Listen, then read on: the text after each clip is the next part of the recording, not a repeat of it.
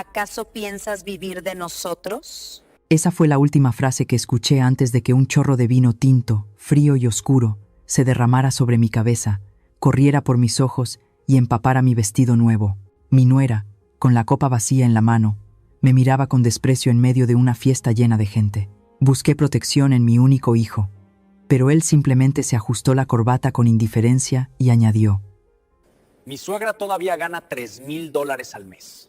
Me quedé en silencio, tragándome la humillación. Pero cuando todos se dieron la vuelta para reírse, en un momento en que nadie prestaba atención, rápidamente cambié mi copa de champán por la de mi adinerada consuegra que estaba cerca. Exactamente 5 minutos después, un grito desgarrador rompió el aire. Mi nombre es Alma, y la historia que estoy a punto de contarte demostrará que, a veces, el silencio y el instinto de supervivencia de una madre pueden ser la sentencia de muerte para hijos ingratos. Mientras observaba la caótica escena, todavía no podía recuperarme del shock al recordar la falsa calma de apenas unos minutos antes. El tintineo de las copas chocando entre sí se mezclaba con la suave música de jazz que salía de un altavoz clásico. La luz del candelabro de cristal se reflejaba en los lujosos platos de comida, haciendo que todo pareciera resplandeciente. Hoy era mi fiesta de jubilación. Estaba allí, jugueteando con el dobladillo de mi vestido nuevo, sonriendo mientras veía a mi hijo y a mi nuera acercarse. Se suponía que este sería el momento más feliz de mi vida, después de décadas de arduo trabajo. Pero esa sonrisa no llegó a completarse cuando una sensación helada me cayó de repente sobre la cabeza. El líquido de color rojo oscuro corrió por mi frente, goteó en mis ojos que ardían, y luego manchó todo el vestido de color claro que llevaba puesto. El fuerte olor a vino me invadió la nariz. La música pareció detenerse. Toda la habitación quedó en un silencio sepulcral. Todas las miradas se posaron en mí, no para felicitarme, sino para escudriñarme. Valeria, mi nuera, estaba allí con una copa vacía en la mano. Me miró con desdén. Las comisuras de sus labios se curvaron con desprecio y soltó una frase fría. ¿Acaso piensas vivir de nosotros? Me quedé petrificada. La humillación me oprimió el pecho, dejándome sin aliento. Me volví hacia Héctor, mi único hijo, esperando encontrar algo de protección, o al menos un pañuelo. Pero no, él se quedó allí, ajustándose la corbata de seda, y luego continuó con calma las palabras de su esposa. Mi suegra todavía gana $3,000 al mes. Las palabras de mi hijo fueron como una bofetada directa en la cara. Estaba comparando a su propia madre con su adinerada suegra. Bajé la cabeza, usando mi mano para limpiar el vino de mi cara, tratando de contener las lágrimas que amenazaban con salir. Elegí el silencio. En esta familia, mi voz había perdido todo su peso desde hacía mucho tiempo. Si me defendía ahora, solo haría el ridículo ante todos. La gente comenzó a darse la vuelta y los susurros volvieron a surgir. Valeria sonrió triunfante. Dejó su copa de vino con fuerza sobre la mesa y se dio la vuelta para atender a otros invitados. Aprovechando ese momento de caos, cuando ya nadie le prestaba atención a una anciana manchada de vino, mi instinto de supervivencia se despertó con fuerza. Un escalofrío recorrió mi espalda. La mirada de Valeria hace un momento no era solo odio, contenía una intención asesina. Miré mi copa de champán que estaba sobre la mesa, justo al lado de donde Valeria acababa de estar. Mi corazón latía con fuerza. Muy rápidamente, extendí la mano. Cambié mi copa por otra que estaba cerca. Luego, discretamente, empujé mi antigua copa a un rincón escondido detrás de un gran jarrón de flores. Todo sucedió en un instante. Nadie lo vio. Solté el aire. Mis manos todavía temblaban ligeramente. Retrocedí. Me refugié en un rincón oscuro y observé cómo la fiesta continuaba como si nada hubiera pasado. Exactamente 5 minutos después, un grito desgarrador rompió el aire. ¡Ah! La copa de vino en la mano de la señora Carlota cayó al suelo, haciéndose añicos. Ella, la madre de mi nuera, la que acababa de tomar la copa de detrás del jarrón y se la había bebido de un trago, de repente se agarró la garganta. Sus ojos se pusieron en blanco. Todo su cuerpo convulsionó violentamente y cayó al frío suelo de mármol. Sangre mezclada con espuma brotó de su boca, burbujeando como agua hirviendo. «¡Mamá! ¡Mamá!», gritó Valeria, corriendo al lado de la señora Carlota. La escena era un caos total. Gritos, el sonido de pasos apresurados. Me quedé paralizada en mi sitio, observando la horrible escena ante mis ojos. Mis manos se aferraban con fuerza al dobladillo de mi vestido empapado de vino, helado. El sonido de las sirenas rasgó la noche tranquila del barrio de clase alta. Las luces azules y rojas de la policía y la ambulancia barrían las paredes blancas de la mansión, creando una escena caótica y espeluznante. Los vecinos curiosos comenzaron a asomarse por detrás de las cortinas de sus ventanas. Me acurruqué junto a la mesa del comedor, con las manos entrelazadas para detener el temblor. El fuerte olor a desinfectante me golpeó cuando los paramédicos pasaron corriendo con la camilla de la señora Carlota. Ella yacía inmóvil. Una máscara de oxígeno cubría la mitad de su rostro, y en la comisura de sus labios todavía había un poco de espuma blanca. «¡Mamá! ¡Mamá!», Valeria gritó, con el rostro bañado en lágrimas, intentando seguir la ambulancia que cerraba sus puertas. Héctor también se puso rápidamente su chaqueta, con la intención de seguir a su esposa. Pero de inmediato, un brazo firme detuvo a mi hijo. Se les pide a todos que permanezcan en su lugar.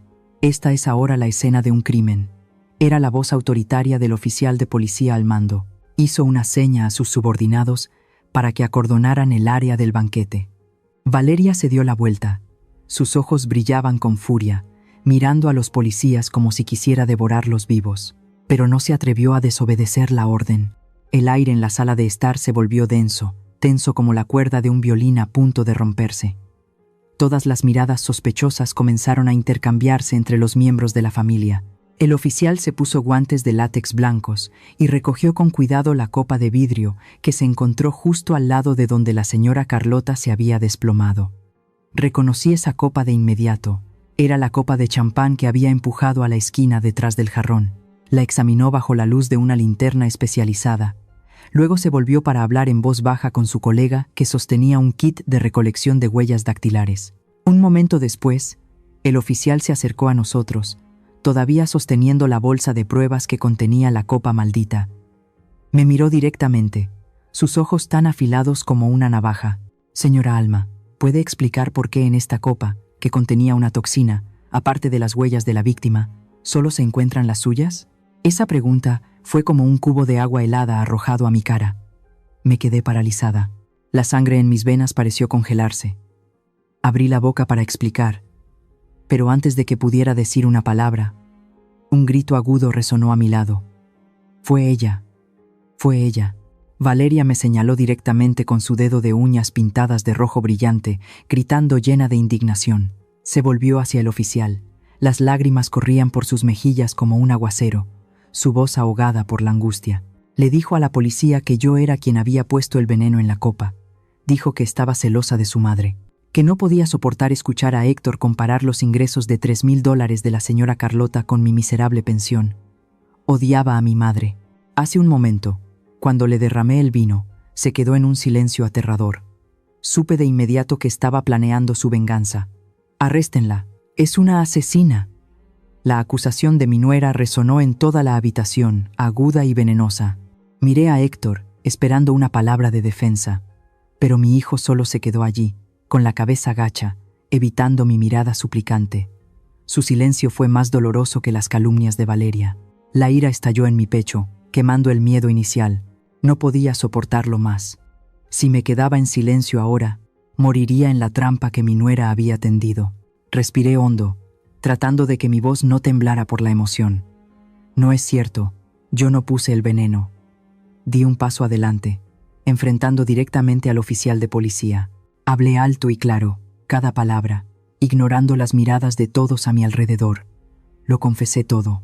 Le conté que justo antes de que comenzara la fiesta, pasé accidentalmente por el dormitorio y escuché a Valeria hablando por teléfono. La puerta estaba entreabierta. Su voz en ese momento no era para nada alterada como ahora, sino fría y cruel. Escuché claramente cómo le decía a la persona al otro lado de la línea sobre una especie de poción. Discutió el plan de cómo obligarme a beberla durante la fiesta, para que yo desapareciera para siempre pareciendo un derrame cerebral. Por eso tuve que cambiar las copas. Me volví y señalé a Valeria, mi voz temblando de ira. «Vi la mirada en tus ojos cuando me ofreciste esa copa. Sabía que había veneno en ella. Cambié las copas solo para defenderme. Quería vivir, Le expliqué a la policía que después de cambiar las copas, simplemente empujé la copa envenenada detrás del jarrón para esconderla, para evitar que Valeria descubriera que yo conocía su plan. Juré por Dios que no tenía idea de que la señora Carlota iría allí, tomaría exactamente esa copa y se la bebería toda. Si quisiera matar a alguien, no la habría escondido de una manera tan torpe. Solo quería salvar mi vida. Toda la habitación quedó en silencio después de mi confesión. Valeria se detuvo por un segundo. Su rostro cambió de color por un instante, pero muy rápidamente volvió a llorar más fuerte, golpeándose el pecho como si fuera una gran víctima. «Estás inventando. Me estás calumniando». Cuando llamé por teléfono, ¿tienes pruebas? ¿O solo estás inventando una historia para encubrir tu despreciable acto de asesinato? Mi madre está en la sala de emergencias, entre la vida y la muerte, ¿y todavía te atreves a culparme? La discusión entre nosotras era intensa. Valeria interpretaba el papel de la hija devota y afligida tan bien que casi me creí sus lágrimas de cocodrilo. Y yo, una anciana rodeada de policías, sola, sin pruebas, solo con mis palabras y la cruda verdad como armas. El oficial me miró, luego miró a Valeria. Sus ojos estaban llenos de escepticismo. Anotó algo en su libreta. Su ceño fruncido hizo que mi corazón se encogiera. Claramente, la historia sobre la misteriosa llamada telefónica sonaba demasiado vaga en comparación con las huellas dactilares claras en la copa envenenada. Vi la duda en los ojos de los agentes de la ley. Y lo que es más doloroso, vi la duda en los ojos de Héctor. Me miraba como si fuera un monstruo extraño, no la madre que lo había llevado en su vientre. Justo cuando la desesperación alcanzaba su punto máximo, una voz se escuchó desde detrás de la multitud, rompiendo el aterrador silencio. «Esperen. Oficial. Tengo algo que mostrarles». Era la señora Inés. Era una vieja amiga de mi consuegra, una mujer robusta con un elaborado peinado rizado. Se abrió paso entre la multitud, sosteniendo temblorosamente un teléfono inteligente de última generación. La señora Inés le dijo a la policía, con la voz un poco apresurada por la emoción, que antes había estado grabando un video panorámico de la fiesta para enviárselo a su hija que estudiaba en España. Cuando ocurrió el incidente, por curiosidad, volvió a ver el video para ver si había captado la caída de la señora Carlota. Pero en su lugar, descubrió un detalle extraño en la esquina de la pantalla. Miren, en esta esquina izquierda, la señora Alma dice la verdad. Mi corazón latía con fuerza. Un débil rayo de esperanza brilló en la oscuridad. Me incliné hacia adelante, conteniendo la respiración mientras observaba. El oficial tomó el teléfono. Frunció el ceño, entrecerrando los ojos para ver la pequeña pantalla. Yo también lo vi, en el video. Aunque la imagen temblaba un poco y estaba parcialmente bloqueada por otros invitados, en la esquina izquierda del encuadre, todavía se podía ver claramente mi acción. Fue el momento caótico después de que me arrojaran el vino. Mientras todos susurraban y señalaban, rápidamente cambié mi copa de champán por otra en la mesa del banquete. El movimiento fue decidido y rápido. Luego, empujé la copa vieja, la que Valeria me había dado, detrás del jarrón. El oficial levantó la cabeza. Su mirada hacia mí era menos severa. Es cierto que cambió las copas. Su declaración coincide con el video. Solté un suspiro. Mis miembros se debilitaron por el alivio. Dios mío, estoy a salvo. La verdad ha salido a la luz. El video demostró que no puse nada en la copa de Carlota. Solo las cambié por miedo. Me volví hacia Héctor, queriendo decirle a mi hijo: «¿Ves, hijo? Mamá no mintió». Pero la débil sonrisa que apenas comenzaba a formarse en mis labios fue aniquilada de inmediato. Valeria no entró en pánico. Mi nuera se quedó allí, su rostro todavía empapado de lágrimas, pero sus ojos brillaron con un destello frío y escalofriante. Miró fijamente el video, luego levantó lentamente la cabeza, sonriendo débilmente, una sonrisa que me heló la sangre. «Oh, ¿así que admite haber cambiado las copas? Muy bien». Valeria se acercó al oficial. Su voz de repente se volvió extrañamente firme. Señaló la pantalla del teléfono, dándole la vuelta a la situación de una manera que nunca podría haber imaginado. «Oficial, piense un poco. Si ella realmente me escuchó hablar por teléfono, si estaba segura de que había veneno en esa copa como afirma en su mentira, ¿cuál sería la reacción de una persona normal?» Hizo una pausa, mirando alrededor de la habitación para captar la atención de todos. Luego continuó con un tono acusador y firme. Una persona normal tiraría el vino, o gritaría para acusarme en ese mismo momento. Pero no. Ella no hizo eso. Cambió sigilosamente su copa por una limpia, y luego colocó deliberadamente la copa envenenada en un lugar oculto para tender una trampa a otra persona. Esta acción furtiva claramente no es normal en absoluto. Me quedé helada. La sangre en mis venas pareció dejar de fluir. Valeria estaba torciendo la verdad de una manera aterradora. Se volvió hacia mí, pronunciando cada palabra. La verdad es que tú misma pusiste el veneno en tu copa. Estabas celosa de mi madre, porque es rica y respetada. Querías matarla, pero tenías miedo de que te descubrieran. Así que montaste este teatro de cambiar las copas. Pusiste veneno en tu copa. Luego la cambiaste al lugar donde mi madre solía tomar sus bebidas, para que cuando muriera, pudieras hacerte la víctima inocente que cambió la copa por miedo. ¿Querías matar a alguien y salir impune? No, no es así, grité, mi voz quebrándose por el miedo. No la tiré porque tenía miedo de que te dieras cuenta. Tenía miedo de que si sabías que había escuchado tu llamada, encontrarías otra forma de hacerme daño. Solo quería esconderla. ¿Dónde está la prueba?, me interrumpió Valeria, su voz tan afilada como una navaja. ¿Dónde está la prueba de que hice esa llamada? ¿O es solo una excusa para justificar el cambio de tu copa envenenada? Me quedé sin palabras. No tenía pruebas. No grabé la llamada. Todo era solo la palabra de una anciana acorralada contra la lógica afilada de una joven intrigante. El oficial comenzó a fruncir el ceño de nuevo. Sus ojos se volvieron a posar en mí con sospecha. Mi explicación sonaba débil y llena de agujeros frente al razonamiento de Valeria. Me volví hacia Héctor, mi última esperanza, el hijo que había criado con tanto esfuerzo durante tantos años. Él era quien mejor me conocía. Sabía que su madre nunca se atrevería a matar una hormiga, y mucho menos a envenenar a un ser humano. Héctor, lo llamé, mi voz temblando en una súplica. ¿Di algo? Me conoces. ¿Cómo podría hacer algo tan terrible? Diles que no lo hice. Héctor levantó lentamente la cabeza. Me miró, pero en esos familiares ojos marrones no encontré ningún rastro de amor, solo frialdad y cálculo. Miró a Valeria, que lloraba desconsoladamente, luego a los policías que esperaban. Y entonces mi hijo abrió la boca. Oficial. La voz de Héctor era grave y resonó en la habitación silenciosa. Creo que mi esposa tiene razón. Mi madre últimamente no ha estado bien mentalmente. A menudo se queja de dinero, comparándose con mi suegra. El acto de cambiar la copa sin tirarla es realmente demasiado cruel e intencionado. Me quedé atónita, agarrándome el pecho, sintiendo como si alguien me hubiera aplastado el corazón. Mis oídos zumbaban. No podía creer lo que estaba escuchando. Héctor se acercó a Valeria, rodeándola con sus brazos como para protegerla de su madre monstruo.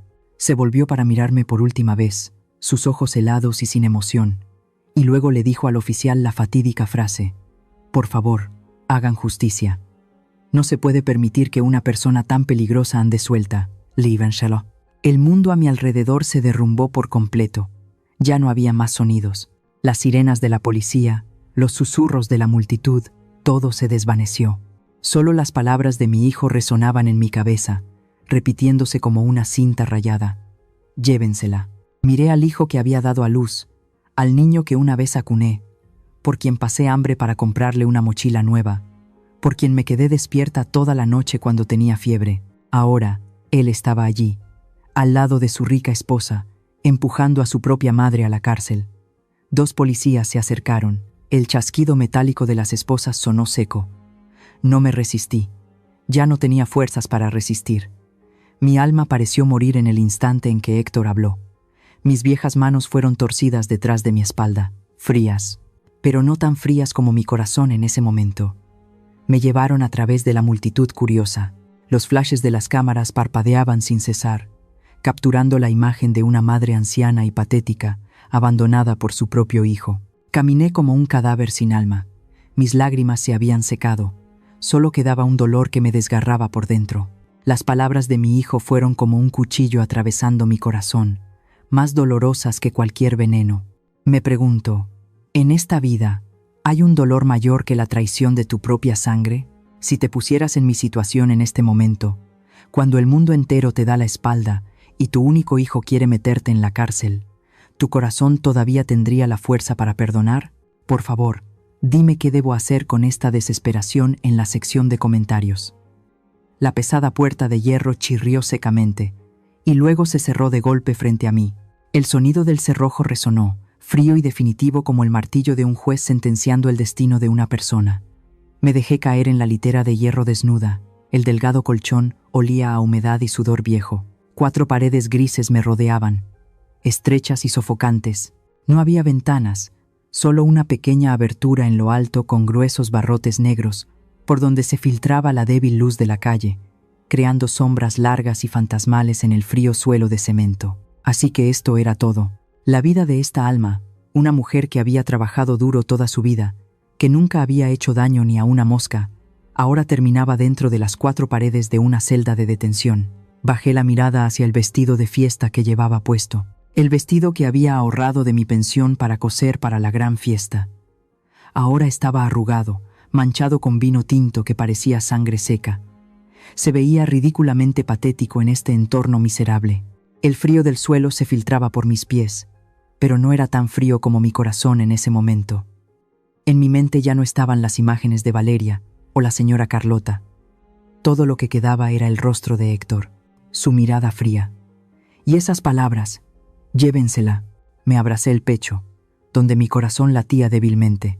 Dolía tanto. Dolía como si alguien me estuviera desgarrando el pecho con las manos desnudas. Mi hijo, mi sangre, la única esperanza de mi vida, había vendido a su madre a cambio de la tranquilidad junto a su rica esposa. Había elegido arrojarme a esta prisión para proteger su fachada de glamour. Apoyé la cabeza en mis rodillas, ya no podía llorar. Las lágrimas se habían secado en esa lujosa sala de estar. Ahora solo quedaba un vacío infinito. Me senté allí, inmóvil como una roca, esperando que la oscuridad me tragara. Seguramente, ahí fuera, los periódicos estarían publicando titulares sobre la suegra malvada que envenenó a su consuegra. Héctor y Valeria probablemente estarían interpretando el papel de víctimas afligidas. Y yo me pudriría aquí, llevando una injusticia que llegaba hasta el cielo sin que a nadie le importara. El tiempo pasó, no sé cuánto, 1 hora, 2 horas o un siglo entero. De repente, se escucharon pasos en el pasillo. El sonido de botas golpeando el suelo de concreto, cada vez más cerca. Clic. La pequeña ventanilla de la puerta de hierro se abrió. Una luz cegadora me dio directamente en la cara, obligándome a entrecerrar los ojos. «Señora Alma, alguien quiere verla». El carcelero abrió la cerradura. La puerta de hierro volvió a chirriar. No me molesté en levantar la cabeza. Probablemente era el abogado de oficio que venía a hacer los trámites, o la policía que venía a interrogarme de nuevo. Ya no tenía nada que decir. Estaba demasiado cansada. Pero la persona que entró no traía la hostilidad o la indiferencia habitual. Arrastró un taburete de plástico, lo colocó frente al borde de la cama donde estaba sentada y luego se sentó suavemente. «Hola, señora Alma». Una voz grave, joven y con un toque de respeto. Levanté lentamente la cabeza. Frente a mí había un joven oficial de policía, de la edad de mi hijo, Héctor. Tenía la piel morena y saludable, el pelo corto y prolijo, y unos ojos brillantes y honestos. En la placa de su uniforme estaba bordado el nombre, Emilio. En sus manos sostenía 2 tazas de café caliente humeante. El aroma del café, mezclado con un poco de canela característico del estilo mexicano, se coló en mi olfato, despertándome de mi letargo. «Tome, señora». Me ofreció una taza. «Aquí hace un poco de frío. Beba un poco para calentarse». Miré la taza de café, luego lo miré a él, con cautela. ¿Por qué un policía le ofrecería café a una sospechosa de asesinato? ¿Era una táctica psicológica? ¿O también había veneno en esta taza? Al ver mi vacilación, Emilio sonrió, una sonrisa extrañamente amable en este lugar de encarcelamiento. Se llevó su propia taza a los labios, tomó un gran sorbo y chasqueó la lengua. «Es de máquina expendedora, no tan bueno como en un restaurante, pero está limpio, no se preocupe». La sinceridad en sus ojos hizo que mi muro defensivo se tambaleara. Temblorosamente, tomé la taza de papel. El calor se transfirió a mis manos heladas, extendiendo un poco de consuelo a mi cuerpo entumecido. «¿Qué quieres?». Mi voz era ronca. Sonaba como papel de lija. Ya lo he confesado todo. Si no me creen, condénenme. No hay necesidad de fingir amabilidad. Emilio no respondió de inmediato. Hizo girar la taza de café en sus manos, su mirada pensativa fija en el suelo, y luego suspiró. Para serle honesto, señora, todo el equipo de investigación cree que usted es la culpable. Las huellas dactilares, el motivo, el video del cambio de copas, todo encaja demasiado bien para cerrar el caso. Entonces, ¿qué haces aquí? ¿Para reírte de mí? Sonreí con amargura. No, Emilio levantó la cabeza de golpe, mirándome directamente a los ojos. Su mirada ardía con determinación. Vine porque soy el único en esta comisaría que cree que es inocente. Me quedé atónita. La taza de café en mi mano casi se me cae. ¿Había oído bien? ¿Un extraño? ¿Un policía? ¿Me creía? ¿Por qué? Solté, mi voz quebrándose. Incluso mi propio hijo quiere meterme en la cárcel. ¿Por qué un extraño como tú me cree? Emilio se inclinó hacia adelante, bajando la voz como si compartiera un secreto importante. Por intuición y por lógica, señora. He revisado su expediente. Más de 30 años como enfermera, ni una sola mancha en su historial. Una mujer que ha dedicado su vida a cuidar a los enfermos, que conoce de memoria el juramento hipocrático, nunca usaría veneno para resolver un conflicto personal. Hizo una pausa, luego continuó. Su voz se endureció. Además, el tipo de veneno encontrado en la señora Carlota no es algo que se pueda comprar en una tienda de abarrotes o una farmacia. Es mercancía prohibida. Solo los profesionales del mercado negro la tienen. Señora Alma, usted es una jubilada que vive una vida sencilla. He revisado su rutina. No tiene ninguna conexión con el mundo del AMPA. Una persona como usted no puede simplemente despertarse, ir al mercado a comprar verduras y de paso meterse en un callejón oscuro para comprar veneno y matar a alguien de una manera tan metódica. Cada palabra de Emilio fue como un chorro de agua fresca en mi alma reseca. Por primera vez esta noche, alguien me miraba como un ser humano, no como un monstruo. Mis lágrimas, esas lágrimas que pensé que se habían secado, comenzaron a brotar de nuevo. Pero, tienen pruebas. Ese video, dije con la voz ahogada, ese video solo prueba que cambió las copas. No prueba que puso el veneno, afirmó Emilio con firmeza. Sé que la presión de la familia de su nuera es enorme. La señora Carlota es una persona influyente, y su nuera no es poca cosa. Mis superiores quieren que cierre el caso rápidamente para calmar a la opinión pública. Pero Emilio apretó los puños, las venas se marcaron. Pero mi honor como policía no me permite hacer eso. No puedo permitir que una persona inocente vaya a la cárcel injustamente mientras el verdadero culpable anda suelto. Usted me recuerda a mi madre en mi pueblo. Ella también es amable y paciente como usted. Si mi madre estuviera en esta situación, quemaría el mundo entero para encontrar justicia para ella. Miré al joven frente a mí. Una emoción indescriptible me invadió. Sentí lástima por mí misma, y al mismo tiempo me sentí conmovida. Un completo extraño estaba dispuesto a enfrentarse a todo el sistema para protegerme, mientras que el hijo que crié durante tantos años se puso del lado de su esposa para hacerme daño. La vida no podía ser más irónica. Emilio sacó una pequeña libreta y un bolígrafo de su bolsillo. Me miró con urgencia. Señora Alma, necesito que me ayude. Para salvarla, necesito saberlo todo. No solo lo de esta noche. Necesito saber sobre el pasado, sobre la verdadera relación en su familia. ¿Por qué su nuera la odia tanto? ¿Por qué su hijo cambió así? Cada pequeño detalle podría ser la clave. Respiré hondo. El olor a café y a humedad se mezclaron. Me sequé las lágrimas y ajusté mi postura. El miedo y la soledad seguían ahí, pero junto a ellos, una pequeña llama de esperanza se había encendido. Ya no estaba sola. Está bien, asentí. Mi voz había recuperado un poco de calma. Lo que quieras saber, te lo contaré todo. Empecemos por el principio. Emilio pasó a una página en blanco, sobre su familia, sobre Héctor, sobre el día en que todo empezó a desmoronarse. Miré los pozos oscuros en el fondo de la taza de café de papel, sintiendo como si estuviera mirando mi propia vida. Un sabor amargo se instaló en mi garganta. Empecé a contarle a Emilio. Mi voz se volvió grave, derivando hacia los días lejanos que había intentado enterrar. Sabes, Emilio, Yo también tuve una juventud ingenua. Ese año me enamoré de un hombre con todo el corazón inocente de una chica de 20 años. Tenía una sonrisa radiante y promesas tan dulces como la miel. Sonreí débilmente, una sonrisa torcida. Pero cuando le di la noticia de que estaba embarazada de Héctor, ese hombre desapareció más rápido que un tornado. Me dejó con una barriga cada vez más grande y sin un centavo. En este país, México, ser una madre soltera nunca ha sido fácil. Las lenguas de la gente son afiladas como cuchillos. Me miraban como si fuera una especie de criminal. Le conté al joven policía sobre las noches en vela trabajando en el turno de noche en el hospital público. El trabajo de una enfermera es increíblemente duro. Tenía que cambiar pañales, limpiar heridas, soportar el mal humor de los pacientes solo para ganar unos pocos pesos. Mis piernas se hinchaban por estar de pie tanto tiempo, pero cada vez que llegaba a casa y veía a Héctor durmiendo profundamente, todo el cansancio parecía desvanecerse. Héctor solía ser un buen chico.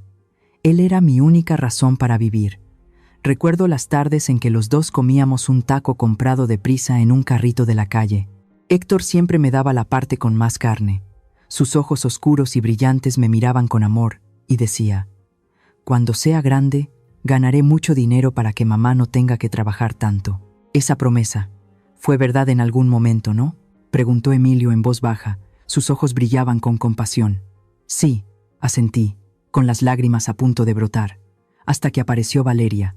Valeria entró en la vida de mi hijo como una reina. Era hermosa, elegante, y desprendía el aura de quienes nunca han tenido que preocuparse por el dinero. El día que Héctor la trajo a casa para presentarla, sentí que las grietas comenzaban a aparecer, y entonces Valeria presentó a su madre, la señora Carlota. También era una madre soltera, también criaba a sus hijos sola, pero las circunstancias de la señora Carlota y las mías eran mundos aparte. Ella era una exitosa empresaria en el sector inmobiliario.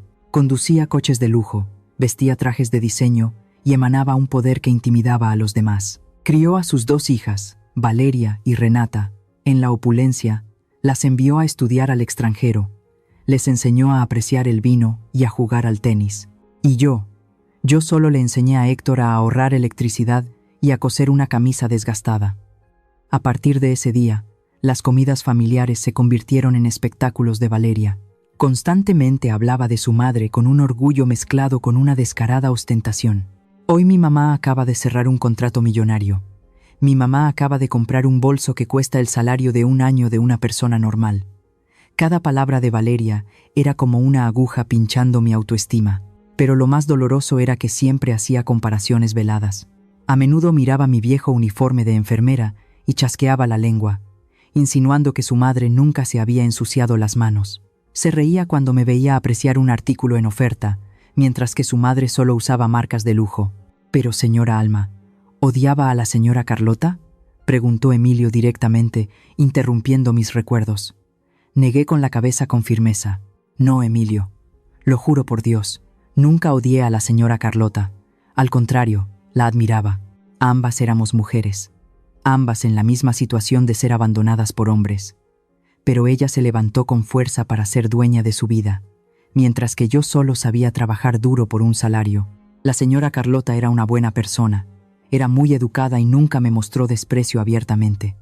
Ese desprecio venía de sus propias hijas». Continué, con la voz ahogada, hablando del cambio de Héctor. Después de casarse con Valeria y mudarse, mi hijo se convirtió en otra persona. Se contagió de la vanidad de su esposa. Empezó a avergonzarse de su madre. Una vez fui a visitar su casa, llevándoles una sopa de elote que a Héctor le encantaba de niño. Pero mi hijo frunció el ceño. Dijo que ese plato rústico impregnaba de olor el costoso sofá de su esposa. Me dijo que la próxima vez no trajera comida, que en su casa solo comían productos orgánicos importados. Y luego el punto culminante fueron las comparaciones. «Mira a mi suegra. Es mayor que tú y se ve mucho más joven. ¿Por qué te conformas con un salario de miseria? Mi suegra gana una fortuna. Nos ayuda muchísimo». Esas palabras me rompieron el corazón. Me di cuenta de que mi hijo ya no era el niño que le daba su taco a su madre. Se había convertido en un hombre materialista, que medía el amor maternal por las cifras de una cuenta bancaria. Valeria pensaba que envenené a la señora Carlota por celos. Estaba equivocada. No envidiaba su dinero, solo me sentía herida. Me sentía herida porque ambas éramos madres, que lo sacrificamos todo por nuestros hijos. Pero la señora Carlota recibió adoración, y yo recibí desprecio. Nunca quise hacerle daño. A quien quería culpar era a mi hijo, que había olvidado sus raíces. Pasé toda mi vida enseñando a mi hijo a ser una persona decente, pero quizás fracasé ante la tentación del glamour. ¿Alguno de ustedes que está escuchando mi historia ha sido una madre o un padre que lo ha sacrificado todo por sus hijos, solo para recibir frialdad porque no son ricos o poderosos? ¿Es suficiente el sacrificio de los padres para satisfacer la codicia de los hijos? Por favor, compartan sus pensamientos conmigo en los comentarios, para saber que no estoy sola en este dolor. Emilio estaba sentado frente a mí. La punta de su bolígrafo se deslizaba rápidamente por la página, esperando la más mínima pista. «Intente recordar, señora Alma», la instó Emilio suavemente. Cuando Valeria llamó, ¿qué palabras exactas usó? ¿Cuál era su tono? Respiré hondo. El olor a humedad de la celda me llenó la nariz, pero mi mente viajó al pasillo del segundo piso de la mansión. Hablaba muy rápido, en un susurro, pero su tono era cortante. Relaté lentamente. La oí decir: «Esa vieja bruja seguro que se lo bebe. ¿Ya tienes el paquetito? Que no haya errores como la última vez. Tenemos que acabar con esto esta noche». Emilio dejó de escribir. Levantó la cabeza de golpe. Sus ojos brillaban intensamente. ¿Usó la palabra tenemos? Eso significa que hay un cómplice. Tamborileó con el bolígrafo sobre la mesa. ¿Quién estaba al otro lado de la línea? ¿Escuchó algún nombre? Negué con la cabeza, impotente. La puerta de la habitación estaba entreabierta en ese momento. Solo podía oír la voz de Valeria, pero mi instinto maternal me decía que la persona en la que mi nuera confiaba para planear un asesinato debía ser alguien muy cercano. Emilio se levantó de un salto, cerrando su libreta. «Está bien. Con esto es suficiente para empezar. Descanse. Tengo que ir a verificar a ese fantasma al otro lado de la línea ahora mismo». Se fue apresuradamente, dejándome sola con las 4 paredes frías. El tiempo en la cárcel pasaba lentamente, como un reloj oxidado. Me quedé allí, dando vueltas en la cama, pensando en la palabra tenemos. ¿Quién? ¿Quién podría odiarme tanto como para unirse a Valeria para quitarme la vida? 2 días después, Emilio regresó. Esta vez, se veía mucho más agotado. Tenía ojeras por la falta de sueño. Su uniforme de policía estaba un poco arrugado, pero su expresión era la de un cazador que acaba de oler a su presa. «Tengo buenas noticias para usted, señora Alma». Se sentó, su voz ronca. «La señora Carlota se ha recuperado y fue dada de alta del hospital esta mañana. No es culpable de asesinato, al menos por ahora». Solté un suspiro de alivio, haciendo la señal de la cruz sobre mi pecho. Gracias a Dios. Aunque fuera la madre de esa nuera cruel, nunca deseé su muerte. Pero Emilio bajó la voz. Su rostro se puso serio. He descubierto quién estaba al otro lado de la línea, y el verdadero motivo de este envenenamiento. Mi corazón se encogió. ¿Quién fue? Renata, la hermana de Valeria. Ese nombre me dejó atónita. Renata, la hermana menor y elegante, siempre pegada a su hermana como una sombra. Recordé su mirada nerviosa durante la fiesta, como siempre susurraba con Valeria. Emilio abrió el expediente que traía, sacando unas cuantas fotos borrosas tomadas en la oscuridad. Seguí a Valeria tan pronto como salí de aquí. ¿Y sabe qué vi? Se reunió con Renata no en una cafetería de lujo, sino en un callejón oscuro en un suburbio pobre. Señaló una foto. En ella, Valeria y Renata estaban acurrucadas, asustadas, frente a 3 hombres grandes y tatuados. Uno de ellos sostenía el pelo de Renata, empujando su cara contra la pared. «Son prestamistas, señora Alma». La voz de Emilio era gélida. Investigué las cuentas bancarias de las 2 hermanas. Vacías. De hecho, en números rojos. Me quedé en shock. ¿Cómo es posible? ¿La familia de la señora Carlota no es inmensamente rica? La señora Carlota es rica, pero sus hijas no, explicó Emilio detalladamente. Valeria y Renata le ocultaron a su madre que habían pedido dinero prestado a la mafia con tasas de interés exorbitantes para invertir en criptomonedas y en la bolsa. Querían enriquecerse rápidamente para demostrar que no eran inferiores a su madre. Pero el mercado se desplomó y perdieron todo el dinero. Ahora, la deuda, con los intereses acumulados, ha alcanzado una cifra astronómica. Los acreedores les dieron un ultimátum: pagar o pagar con sus vidas. Me estremecí. Así que, detrás de la fachada de glamour y lujo de los vestidos caros, mi nuera vivía con el terror de ser una deudora perseguida. Pero, ¿qué tiene que ver esto conmigo?, pregunté, con la voz temblorosa. Soy una anciana jubilada, con una pensión miserable. Matarme no les daría el dinero para pagar sus deudas. Emilio me miró, sus ojos llenos de compasión mezclada con repugnancia por la codicia humana. Hizo una pregunta que no esperaba. Señora Alma, ¿tiene un seguro de vida? Sí, asentí de inmediato. Lo contraté hace 10 años. Un seguro de vida a término. Tenía miedo de morir repentinamente y que nadie cuidara de Héctor, así que ahorré para contratarlo. Me detuve. La sangre se me heló. Una oleada de náuseas me subió por la garganta. Emilio leyó mis pensamientos. Continuó, su voz tan afilada como un cuchillo. El beneficiario es Héctor, ¿verdad? Sí, susurré, mientras las lágrimas comenzaban a brotar. ¿De cuánto es la póliza? 2 millones de pesos. Emilio asintió, encajando la última pieza del rompecabezas del crimen. Esa es la razón. 2 millones de pesos son suficientes para que Valeria y Renata paguen la deuda principal a los mafiosos. Si usted moría en la fiesta, Héctor recibiría el dinero del seguro. Y con el carácter débil de su hijo, y el hecho de que Valeria controla todas las contraseñas de las cuentas bancarias de su marido, ese dinero se evaporaría instantáneamente para salvar la vida de las 2 hermanas. Me cubrí la cara y rompí a llorar. Mis sollozos resonaron en la fría celda, sonando desolados y dolorosos. Resulta que mi vida, el sagrado amor maternal que le di a mi hijo, todo había sido valorado en un cheque de seguro. Mi nuera no estaba celosa de mí. Me veía como una alcancía que necesitaba ser rota para conseguir dinero y pagar sus estúpidos errores. Quería matarme para salvarse a sí misma. Señora Alma, Emilio me puso una mano en el hombro, tranquilizándome. Son como animales acorralados. Harían cualquier cosa por dinero. Pero ahora tenemos el motivo.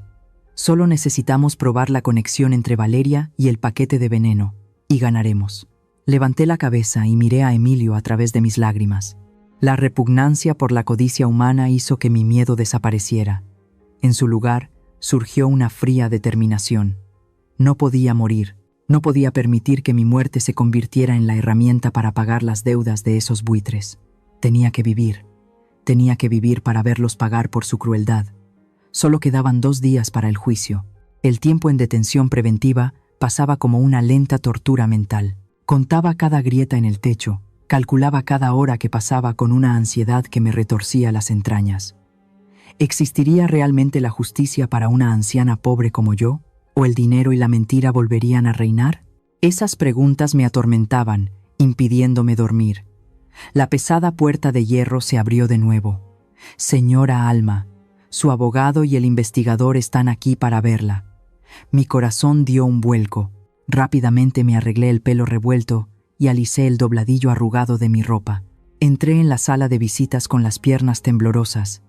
Emilio ya estaba allí, y a su lado estaba Esteban, el abogado de oficio que el tribunal me había asignado. Esteban era un hombre de mediana edad con una apariencia severa, pero sus ojos eran muy agudos. Pero lo que más me llamó la atención no fue la presencia de Esteban, sino la sonrisa en los labios de Emilio. No era una sonrisa forzada y educada, era la sonrisa radiante de alguien que acaba de encontrar un tesoro. Se levantó de un salto al verme, sus manos se aferraban al respaldo de la silla por la emoción. Señora Alma, tenemos esperanza. No solo esperanza. Tenemos un arma. Lo miré confundida, luego miré a Esteban. El abogado asintió levemente, indicándome que me sentara. Emilio ha hecho algo extraordinario, señora Alma, dijo Esteban, con voz grave y cálida. Emilio no pudo ocultar su impaciencia. Sacó su tableta de su maletín y la colocó sobre la mesa frente a mí. Sus dedos se deslizaron rápidamente por la pantalla táctil. Escuche esto. Después de enterarme del motivo de la deuda de las hermanas, estaba seguro de que tenía que haber habido un intercambio entre ellas durante la fiesta. Pero las cámaras de seguridad de la mansión se estropearon justo ese día. Una coincidencia sospechosa. ¿verdad? Emilio sonrió con desdén y continuó. Entonces recordé a la señora Inés, la amiga a la que le gusta grabar videos. La última vez, la policía solo vio el clip donde usted cambiaba las copas. Pero pensé, el video original es mucho más largo. Fui a casa de la señora Inés y le pedí que me dejara copiar el archivo original completo, en la más alta calidad y sin editar. La pantalla de la tableta se iluminó. El video de la fiesta comenzó a reproducirse. El bullicio de las risas y las conversaciones, la música de jazz, el tintineo de las copas, todo me transportó de vuelta a esa noche fatídica. Mire con atención, susurró Emilio, su voz llena de expectación. Este es el momento unos 10 minutos antes de que le tiraran el vino. En este momento, usted está hablando con un grupo de invitados cerca de la ventana. Entrecerré los ojos para mirar la pantalla. La imagen era nítida hasta el más mínimo detalle. La cámara estaba grabando una vista panorámica del salón de fiestas. En el centro, los invitados bailaban, pero a Emilio no le interesaban ellos. Usó 2 dedos para hacer zoom en la esquina superior derecha de la pantalla, el área cerca de la mesa de postres. La luz allí era un poco tenue y estaba parcialmente bloqueada por la torre de copas de champán. Aquí, Emilio señaló un pequeño punto. Mire el fondo, no mire a la gente que baila. Contuve la respiración y observé. De entre la multitud apareció Valeria. Llevaba un vestido rojo brillante y un bolso de mano. Miró a su alrededor, con una expresión furtiva como un gato al acecho. Luego, desde un lado del escenario, salió Renata. Las 2 hermanas se encontraron en esa esquina oculta. No hablaron mucho. Todo sucedió extremadamente rápido. Preste atención a la mano de Renata. Emilio presionó el botón de cámara lenta. La velocidad de fotogramas disminuyó. Cada movimiento se hizo perfectamente claro. En la pantalla, vi a Renata meter la mano en su escote y sacar algo muy pequeño. Rápidamente se lo pasó a Valeria. Valeria lo agarró de inmediato y lo metió en su bolso de mano. «Detente». Emilio presionó el botón de pausa. Hizo zoom al máximo en el objeto que descansaba en la palma de la mano de Valeria. Aunque la imagen estaba un poco pixelada al hacer tanto zoom, no había lugar a dudas. Era un pequeño paquete de plástico transparente. Dentro contenía un polvo blanco. «Esto no es azúcar ni es sal», dijo Emilio con voz grave. Sus ojos brillaban con furia. «Este es el paquete de veneno. El mismo polvo incoloro e inodoro que el forense encontró en el estómago de la señora Carlota». Me llevé la mano a la boca, conteniendo un sollozo ahogado. Todo mi cuerpo temblaba. «Siga mirando». Emilio reanudó el video. Justo después de recibir el paquete de polvo, Valeria y Renata intercambiaron un asentimiento significativo. Valeria le susurró algo al oído a su hermana y luego sonrió. Una sonrisa cruel y escalofriante. Después, las 2 hermanas se separaron, mezclándose con la multitud como si nada hubiera pasado. «¡Excelente!». El abogado Esteban golpeó la mesa, rompiendo el silencio. «Esta prueba es más que suficiente para darle la vuelta a la situación. Demuestra premeditación, preparación y, lo más importante, un intercambio de material sospechoso en la escena del crimen.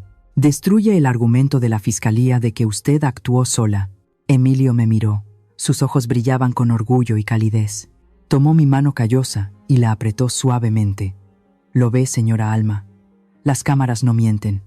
El rincón oculto donde pensaban que nadie las veía fue el lugar que las enterró». Mis lágrimas cayeron sobre la fría mesa. Lloré en silencio. Toda la injusticia, todo el miedo acumulado durante estos días, finalmente estalló. No estaba sola. Dios no me había abandonado, y este joven extraño me había salvado la vida con su dedicación. «Gracias, gracias, hijo», dije con la voz ahogada, llamando a Emilio hijo de la forma más natural desde el fondo de mi corazón. Emilio se sorprendió un poco, y luego sonrió amablemente. «Usted merece ser exonerada, señora Alma. Ahora Esteban se encargará de la parte legal. Su trabajo es mantenerse saludable, mantener la cabeza en alto y entrar en ese tribunal. Que vean que no es alguien a quien se pueda intimidar fácilmente». Me sequé las lágrimas y asentí repetidamente. Una nueva fuerza corría por mis venas. Finalmente, en medio de un mar de mentiras y acusaciones, la justicia había revelado un rayo de luz. «¿Crees que esta prueba es suficiente para desenmascarar a mi nuera en el tribunal? Por favor, Comparte tus pensamientos conmigo en los comentarios. El día del juicio, el aire frío y solemne de la sala del tribunal era tan denso que podía oír los latidos de mi propio corazón. Me senté en el banquillo de los acusados, con las manos entrelazadas sobre la mesa de roble, tratando de encontrar un poco de calor. Enfrente, en la bancada de los testigos y la familia, vi a Héctor. Mi hijo estaba sentado allí, con la cabeza gacha, mirando sus zapatos de cuero brillante. No se atrevió a mirarme ni una sola vez. A su lado estaban Valeria y Renata. Las dos hermanas se sentaban erguidas, con un maquillaje ligero y vestidas con modestia, el epítome de mujeres de buena familia que soportaban una tragedia familiar. A simple vista, ¿quién podría imaginar que detrás de esas caras angelicales se escondían planes asesinos y crueles? El fiscal, un hombre con un bigote espeso y una voz estentórea, se levantó para comenzar su acusación. Caminó de un lado a otro frente al jurado, agitando un grueso expediente. Pintó un cuadro de mí como una suegra amargada, indigente y llena de envidia. Volvió a mostrar el video de mí cambiando las copas, enfatizando mi acción decidida y furtiva. Argumentó que yo misma había puesto el veneno en mi copa de antemano, pero que en el último momento, por miedo o para culpar a otra persona, la había cambiado por otra. Lo llamó un acto de asesinato premeditado pero fallido en su ejecución.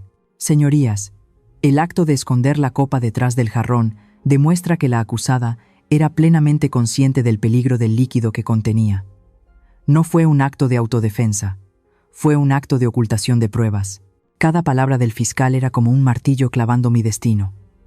Vi a los miembros del jurado asentir, sus miradas llenas de juicio. Mi corazón se encogió. En ese momento, Esteban, mi abogado, se levantó. Se ajustó la chaqueta de su traje. Su comportamiento era tranquilo y seguro. Lanzó una mirada penetrante a Valeria, una mirada que la hizo estremecerse por un instante. Señorías, la fiscalía ha pintado una historia muy lógica, pero le falta la pieza más importante del rompecabezas: el verdadero motivo y el origen del veneno. Esteban hizo una seña al técnico.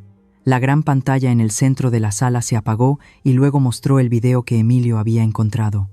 La sala quedó en silencio. Todas las miradas se clavaron en la pantalla. El video se reprodujo a cámara lenta. La imagen de Valeria y Renata, reuniéndose sigilosamente en la esquina oculta, apareció claramente. El momento en que Renata le pasó el paquete de polvo blanco a su hermana y la forma en que Valeria lo escondió rápidamente en su bolso, todo se amplió al máximo. Comenzaron a escucharse murmullos. Las miradas sospechosas ahora se dirigían hacia las hermanas. Esteban alzó la voz, presentando su caso con elocuencia. Anunció los resultados de la investigación financiera de Emilio. Habló de las enormes deudas de las dos hermanas con bandas de prestamistas. Habló de las amenazas de extorsión, de la desesperación de quienes estaban acorralados. Y finalmente, lanzó el golpe decisivo: la póliza de seguro de vida de 2 millones de pesos a mi nombre, con Héctor como beneficiario. Señorías, mi cliente no tenía ninguna razón para matar a la señora Carlota, pero esas dos mujeres tenían muchas razones para matar a mi cliente. Necesitaban dinero. Necesitaban los 2 millones de pesos de la póliza de seguro de la señora Alma para pagar sus deudas. Ese paquete de polvo blanco era el arma homicida. Planeaban envenenar a la señora Alma, hacerlo pasar por una muerte súbita, y luego manipular a su débil marido para robar el dinero del seguro y huir. La acusación de Esteban resonó con fuerza, exponiendo todo el oscuro complot. Vi a Héctor levantar la cabeza de golpe, su rostro pálido de horror. Se volvió para mirar a su esposa, con los ojos muy abiertos por la incredulidad. Quizás solo en ese momento mi hijo comenzó a darse cuenta de que él también era solo un peón en manos de su esposa. Solté un suspiro, sintiendo como si me hubieran quitado un peso de 1000 kilos de encima. La verdad había salido a la luz. Me volví para mirar a Emilio, que estaba sentado en la galería del público. Me sonrió y asintió. Estábamos a punto de ganar, pero me equivocaba.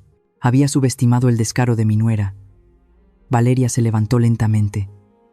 No parecía asustada ni derrumbada como yo esperaba. Al contrario, se alisó el vestido. Mantuvo la cabeza alta, su rostro mostrando una expresión de inocencia ofendida a la perfección. Pidió permiso al tribunal para hablar. Señorías, estoy realmente sorprendida por la vívida imaginación de este abogado, dijo Valeria, su voz temblorosa pero clara. Sí, mi hermana y yo tenemos dificultades financieras. Se lo ocultamos a nuestra familia porque no queríamos preocupar a nuestra madre, pero acusarnos de asesinato por eso es ridículo. Señaló la pantalla, donde la imagen del paquete de polvo blanco todavía estaba congelada. Ese paquete de polvo blanco, señorías, es solo edulcorante stevia. Un murmullo recorrió la sala. Me quedé atónita. ¿Edulcorante? Valeria continuó. Su tono se volvió agudo y dominante. Explicó que Renata seguía una dieta estricta y a menudo llevaba su propio edulcorante. Ese día, tuvo una bajada de azúcar y le pidió a su hermana un paquete para ponerlo en su bebida. Pero antes de que pudiera usarlo, ocurrió el incidente y se olvidó por completo. El lado de la señora Alma solo tiene teorías infundadas. ¿Pueden probar que el paquete de polvo en ese video es veneno? No, porque ya no existe. Pero mi lado tiene pruebas reales. Valeria se giró bruscamente y me señaló directamente. Sus ojos en ese momento revelaron su verdadera naturaleza, la de una serpiente venenosa. La cámara que me graba recibiendo el paquete de edulcorante no prueba nada. Pero la cámara que la graba a ella cambiando la copa de vino lo prueba todo. El acto de cambiar la copa es real. Sus huellas dactilares en la copa envenenada son reales. Ella admitió haberlo hecho. Una persona inocente nunca cambiaría y escondería una copa a escondidas. La teoría del abogado sobre nuestra necesidad del dinero del seguro suena muy bien, pero no cambia el hecho de que fue la propia mano de Alma la que puso esa copa envenenada en la posición fatal. El argumento de Valeria, aunque sonaba a sofisma, golpeó el punto débil fatal de la ley. Las pruebas físicas son más importantes que los testimonios. El paquete de polvo blanco en el video no podía ser analizado porque había desaparecido. Era solo una prueba circunstancial, pero mi acto de cambiar las copas fue directo. El ambiente en la sala del tribunal cambió de repente. El fiscal asintió. Aparentemente había recuperado la ventaja. El juez frunció el ceño pensativo, golpeando ligeramente su bolígrafo contra la mesa. Esteban se levantó de un salto para objetar, diciendo que la explicación del edulcorante era ridícula. Pero Valeria ya había sembrado la duda en la mente del jurado. Había convertido una prueba contundente en un detalle ambiguo y controvertido. Vi una sonrisa fugaz en los labios de Valeria mientras se sentaba. Le susurró algo al oído a Héctor y luego le tomó la mano. Héctor volvió a bajar la cabeza. La confusión de antes había desaparecido, reemplazada por la familiar sumisión débil. Volvió a elegir creerle a su esposa. Volvió a elegir abandonarme. Mi corazón se heló, estancada. Una vez más, estaba en un callejón sin salida. Todos los esfuerzos de Emilio, todos los argumentos de Esteban, parecían desvanecerse ante el engaño y la astucia de mi nuera. Miré al techo, preguntándole en silencio a Dios por qué esta prueba era tan cruel. ¿Acaso la verdad no podía vencer al mal? El juez carraspeó, ajustándose las gafas en el puente de la nariz. Levantó su mazo de madera, preparándose para dar el veredicto final. Todo mi cuerpo se paralizó. Miré mis manos arrugadas, sintiendo el frío de las esposas que estaban a punto de encerrar el resto de mi vida. Valeria sonrió triunfante, una sonrisa discreta pero llena de arrogancia dirigida a mí. Un momento, una voz resonó, no muy fuerte pero lo suficientemente poderosa como para detener el martillo que caía. Toda la sala se giró. En la primera fila, la señora Carlota se levantaba con dificultad. Todavía estaba muy débil después de su enfermedad, apoyándose en el respaldo del asiento de adelante para mantener el equilibrio. Su rostro estaba pálido, pero sus ojos ardían, un fuego de dolor y determinación. «Mamá, ¿qué estás haciendo? Siéntate». El doctor dijo que no te alteraras. Valeria se abalanzó, tratando de ayudarla a sentarse. Pero Carlota apartó la mano de su hija de un manotazo tan fuerte que Valeria se tambaleó. Miró directamente a los ojos de su propia hija, una mirada tan dolorosa como si le estuvieran arrancando las entrañas. «Apártate, Valeria. La farsa ha terminado». La señora Carlota se volvió hacia el juez. Su voz temblaba, pero cada palabra era clara. «Señoría, tengo pruebas. Pruebas reales, no teorías. Por favor, permítame presentarlas». Un murmullo de asombro recorrió la sala. El juez frunció el ceño y luego asintió, dándole permiso. La señora Carlota sacó temblorosamente su teléfono personal de su bolso y se lo entregó al abogado Esteban. Este es un video que grabé en el hospital anteanoche. En ese momento, mis 2 hijas devotas vinieron a visitarme. Pensaron que todavía estaba en coma por los sedantes, pero Dios me permitió despertar justo a tiempo para escucharlo todo. La gran pantalla se iluminó de nuevo. La escena en el video era una habitación de hospital de primera clase. El monitor cardíaco pitaba rítmicamente, bip, bip, un sonido fríamente escalofriante. La cámara estaba colocada en un ángulo bajo. Probablemente la señora Carlota la había escondido debajo de una manta o almohada, grabando hacia el techo, y los rostros de las 2 personas de pie junto a la cama eran Valeria y Renata.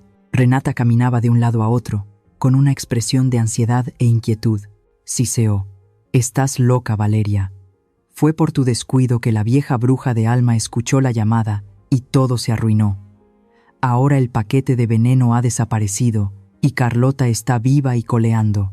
Si la policía encuentra al tipo que nos vendió el veneno, estamos acabadas». Valeria en el video mantenía una calma aterradora. Estaba pelando una manzana, el cuchillo afilado deslizándose sobre la piel roja y brillante. «Cállate, Renata. No entres en pánico como una gallina sin cabeza. Ya lo he pensado todo. Le he echado toda la culpa a la vieja Alma.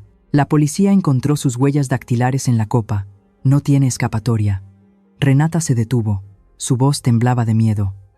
«Pero el problema es el dinero. ¿De dónde vamos a sacar el dinero para pagar la deuda? Si Alma va a la cárcel, ¿de dónde sacaremos los 2 millones de pesos del seguro? Los prestamistas ya lo dijeron. Si en 3 días no hay dinero, me cortarán la mano». Toda la sala contuvo la respiración. La cruda verdad sobre la deuda y el complot para incriminar a otra persona fue confirmada por la boca de las propias culpables. Vi el rostro de Valeria en la sala del tribunal ponerse blanco como el papel. Intentó abalanzarse para arrebatar el teléfono, pero fue detenida por los guardias del tribunal. En el video, Valeria dejó de pelar la manzana. Se giró para mirar a su hermana. Sus ojos fríos brillaban bajo la luz de neón del hospital. Su voz resonó, tan cruel e insensible que helaría la sangre de cualquiera que la escuchara. Si la vieja Alma va a la cárcel, todavía hay otra manera. ¿Qué manera?, preguntó Renata con urgencia. «Héctor». Valeria sonrió con desdén, con la misma naturalidad con la que se habla de comprar un juguete. «Obligaré a Héctor a contratar una póliza de seguro de vida a su nombre, conmigo como beneficiaria. Le diré que es para asegurar el futuro de la familia después del shock de su madre. Héctor me obedece en todo, firmará». Renata dudó. «¿Y luego qué?». «Y luego lo enviaré a encontrarse con Dios un poco antes», dijo Valeria, con voz gélida. «Un accidente de coche o una intoxicación alimentaria, comendiese, algo simple. En ese momento, el dinero de su seguro será nuestro, y será mucho más que los 2 millones de pesos de la vieja Alma». «Dios mío». Un grito de horror resonó por toda la sala. Los miembros del jurado se taparon la boca, sin poder creer lo que oían. Los espectadores se estremecieron. El video terminó con la risa enfermiza de Valeria y el suspiro resignado de Renata. En la sala del tribunal, el espacio pareció romperse. Me volví para mirar a Héctor. Mi hijo estaba sentado inmóvil en su silla, con los ojos muy abiertos, su rostro tan pálido como el papel. Sus labios se movían, pero no salía ningún sonido. Acababa de escuchar a la mujer con la que compartía su vida, la mujer por la que había traicionado a su propia madre para proteger, planeando asesinarlo de la manera más despiadada. El mundo de mi hijo se derrumbó ante sus ojos. La señora Carlota estaba de pie en medio de la sala. Las lágrimas corrían por sus mejillas pálidas de maquillaje. Se volvió para mirarme, luego a Héctor. Su voz ahogada. «Lo siento, Alma. Lo siento, Héctor. He dado a luz a monstruos». Respiró hondo, tratando de contener un sollozo, y luego continuó, dirigiéndose al juez, palabras arrancadas de las entrañas sangrantes de una madre. «Señoría, no hay dolor más grande que el de una madre que debe enviar a sus propios hijos a la cárcel, pero no puedo quedarme en silencio. He tolerado su vanidad durante demasiado tiempo. Si no me levanto hoy, mañana, la próxima víctima será mi yerno, o incluso yo misma, cuando ya no sea útil. Prefiero ser la madre de prisioneras con conciencia que la madre de asesinas a sangre fría». La señora Carlota se desplomó en su silla, llorando desconsoladamente. Su fuerza se había agotado después del castigo más doloroso de su vida. Arréstenlas de inmediato. El juez golpeó el mazo, dando la orden con firmeza. La policía se abalanzó. El chasquido metálico de las esposas sonó seco. Valeria gritó histéricamente, luchando como un animal herido. Miró a su madre con furia, gritando maldiciones venenosas. «Vieja loca, lo has arruinado todo. ¿Por qué no te moriste y ya?» Renata, por otro lado, temblaba, llorando y suplicando perdón, echándole toda la culpa a su hermana. La escena era caótica, vergonzosa y humillante. Las dos señoritas elegantes y altivas de antes ahora eran arrastradas como las criminales más peligrosas. Al pasar junto a Héctor, Valeria aún intentó volverse y gritar: «Héctor, sálvame, me amas. No dejes que me lleven». Héctor levantó lentamente la cabeza. Miró a su hermosa esposa esposada. En sus ojos, el amor ciego había desaparecido, reemplazado solo por la repugnancia y el dolor extremo. No dijo nada, simplemente se dio la vuelta en silencio, hundiendo la cabeza entre las manos, sus hombros temblando. El llanto de un hombre, ahogado y trágico, resonó en la sala del tribunal, sonando como el estallido de un corazón roto. Miré a mi hijo, mi corazón se retorcía. La pesadilla había terminado para mí, pero para Héctor, quizás el infierno en la tierra acababa de comenzar. El precio de la debilidad y la traición a la familia lo estaba pagando con su propia alma destrozada. Esteban y Emilio se acercaron a mí. El joven policía me puso una mano en el hombro y susurró: «Se acabó, señora Alma. Se ha hecho justicia». Asentí, las lágrimas volvieron a brotar, pero esta vez no eran lágrimas de miedo, eran lágrimas de liberación. Miré a la señora Carlota, que estaba sentada con la cabeza gacha en la distancia. Dos madres ancianas, en lados opuestos de la batalla, pero compartiendo el mismo dolor desgarrador por sus hijos. El sol brillante del mediodía de México caía directamente sobre los escalones del juzgado, intenso pero radiante. Respiré hondo. El aire exterior, aunque lleno de polvo y del ruido de las bocinas de los coches, me pareció más dulce que cualquier perfume caro. Era el olor de la libertad. La gran puerta detrás de mí se cerró, encerrando las conspiraciones, las mentiras y también los años inocentes de mi vida. Bajé los escalones, cada paso ligero como si me hubieran quitado un peso de 1000 kilos de encima. «Mamá, mamá». Una llamada familiar resonó, pero esta vez me hizo estremecer en lugar de sentir el calor de antes. Héctor corrió desde el estacionamiento. Su traje estaba desaliñado, la corbata aflojada, los ojos hinchados y rojos. Corrió hacia mí, y justo en medio de la multitud, mi hijo se arrodilló sobre el pavimento caliente. «Mamá, lo siento, me equivoqué. Por favor, mamá, perdóname». Héctor lloraba mientras intentaba agarrar el dobladillo de mi vestido. Sollozaba como un niño, explicando que Valeria lo había manipulado, que estaba ciego por amor a su esposa, que tenía miedo y por eso la había seguido. «Todavía soy tu hijo. Ahora que Valeria está en la cárcel, solo te tengo a ti. Empezaremos de nuevo. De acuerdo, mamá. Te llevaré a vivir conmigo. Te cuidaré». Retrocedí un paso, apartando fríamente mi vestido de su mano desesperada. Miré la cabeza de mi hijo, a quien una vez había llevado en mi vientre y por quien había ahorrado cada peso para criarlo. Ante mí ya no estaba la imagen del dulce Héctor de antes, sino la del hombre que se había parado ante el tribunal y había dicho: «Llévensela». «Levántate, Héctor», dije, mi voz extrañamente tranquila. «No ensucies las rodillas de un hombre adulto». Héctor levantó la vista, mirándome aturdido. «¿Mamá?» «No me llames más mamá». Lo miré directamente a los ojos, mi mirada seca, sin una sola lágrima. «Héctor, el agua derramada nunca se puede recoger. Lo mismo ocurre con el amor de una madre. En el momento en que elegiste ponerte del lado de la mujer que quería matar a tu madre, en el momento en que deseaste meterme en la cárcel para proteger tu falso honor, el hijo que yo tenía murió. Mamá, ¿qué estás diciendo? ¿Me estás abandonando?». Tartamudeó, su rostro pálido como la cera. «Yo no te abandoné. Fuiste tú quien me desechó primero». Apreté mi viejo bolso en mi mano. «A partir de ahora, vive tu vida. Serás responsable de tu propia felicidad y de tu propio sufrimiento. No tengo un hijo tan débil, cobarde y cruel como tú. Te deseo suerte con el dinero del seguro que afortunadamente sigues vivo para disfrutar. Dicho esto, me di la vuelta y me fui, decidida y sin mirar atrás ni una sola vez. Los gritos desesperados de Héctor resonaron detrás de mí. «Mamá, no te vayas, te lo ruego», pero mi corazón se había cerrado. El perdón es un regalo, y él no merecía recibirlo, al menos no ahora, y no de mí. Tomé un taxi y fui directamente al hospital privado donde la señora Carlota estaba finalizando los trámites para su alta. Estaba sentada en una silla de ruedas junto a la ventana, mirando la ciudad a lo lejos. Parecía haber envejecido 10 años en solo unos días. Cuando me vio entrar, intentó levantarse, pero me acerqué rápidamente. Le puse una mano en el hombro y le indiqué que se quedara sentada. «Señora Alma». La voz de la señora Carlota era ronca. «Gracias», le dije sinceramente, tomando su mano delgada.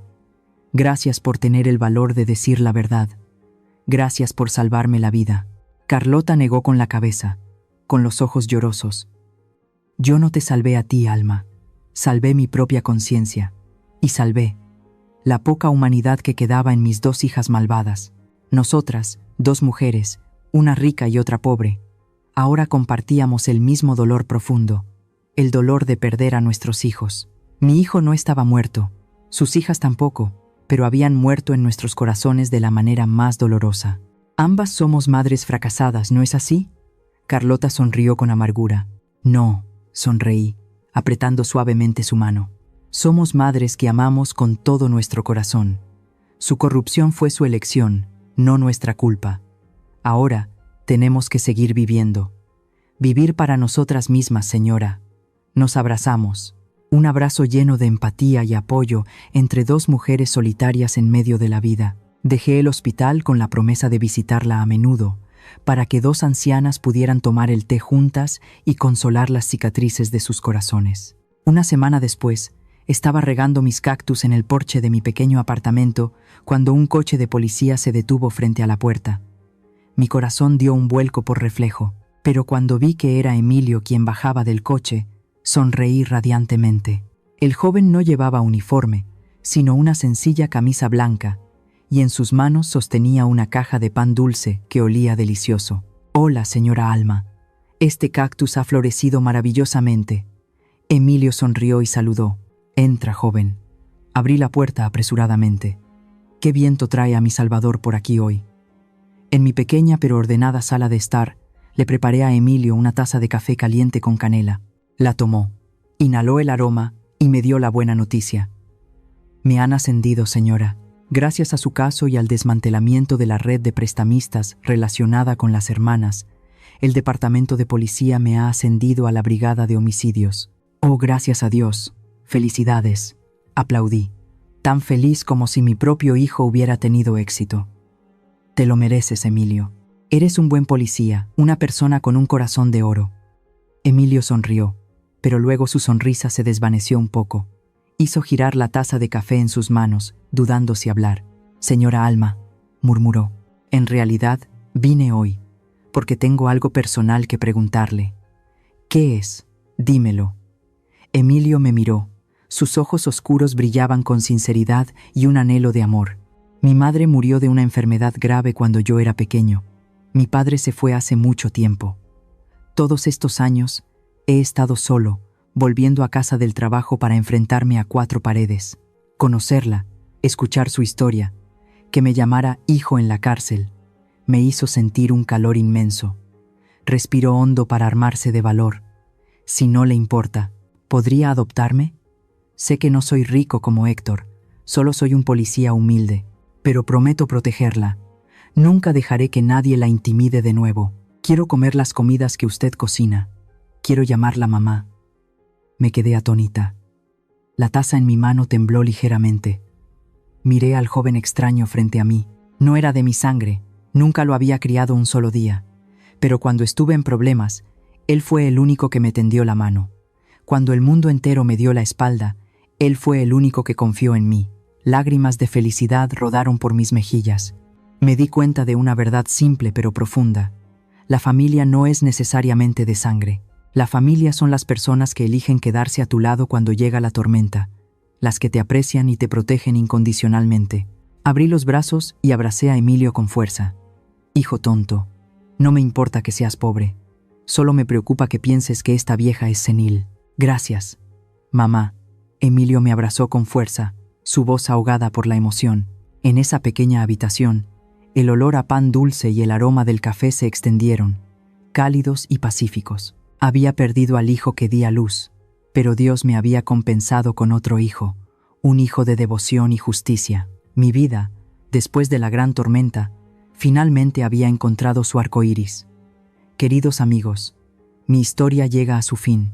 He pasado por todas las emociones, desde la humillación y el dolor hasta la desesperación absoluta, y finalmente, la serenidad. Sentada aquí, con mi té de la tarde, quiero compartir con ustedes algunas lecciones. Lecciones que tuve que aprender con sangre y lágrimas. Primero, a las que son madres.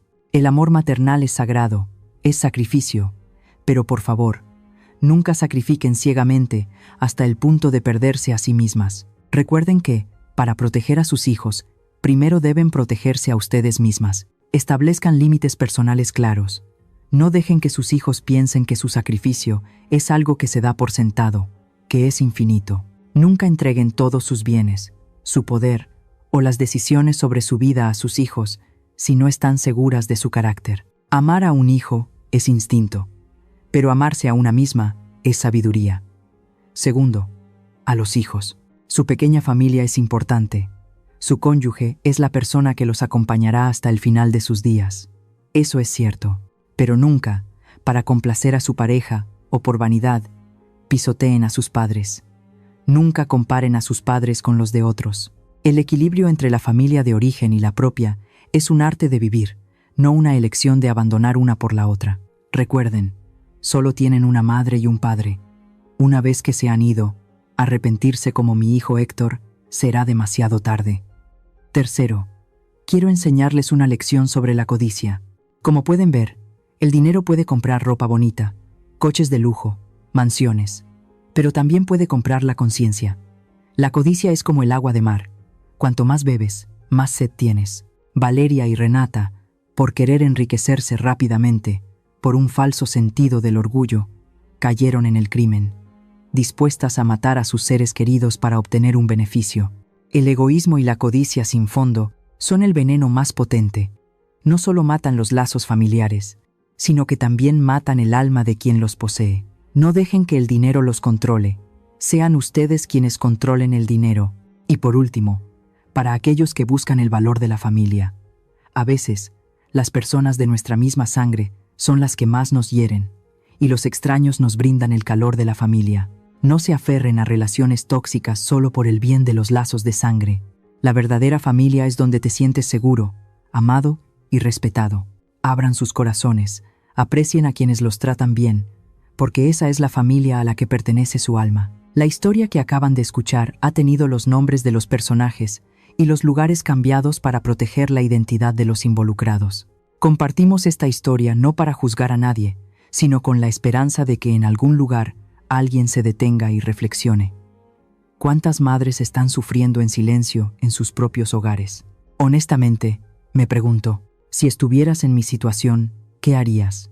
¿Te quedarías en silencio para mantener la paz o alzarías la voz y lucharías para recuperar tu voz? Me encantaría escuchar sus pensamientos sobre esta historia en mi canal, o cualquier sugerencia que pueda ayudarnos a mejorar nuestro contenido.